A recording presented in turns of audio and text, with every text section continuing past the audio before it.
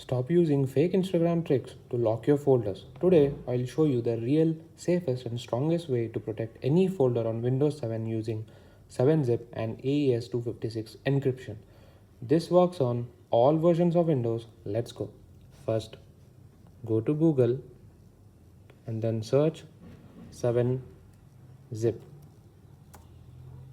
Now click on this and download it from here. Once you download it, minimize this and then go to the folder which you want to lock. Then right click on the folder, then go here 7-zip and then click on add to archive. Now here come to the encryption part and enter the password 12345667. Again, now re-enter the password 12345667. Make sure you check this box encrypt file names.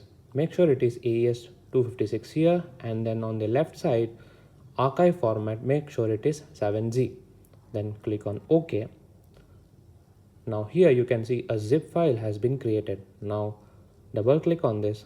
It will ask you to enter the password 12345667. Now click on OK.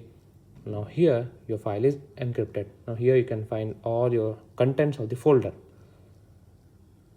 Now if you want to extract this, click on extract and then select wherever you want to extract it. The file will be extracted.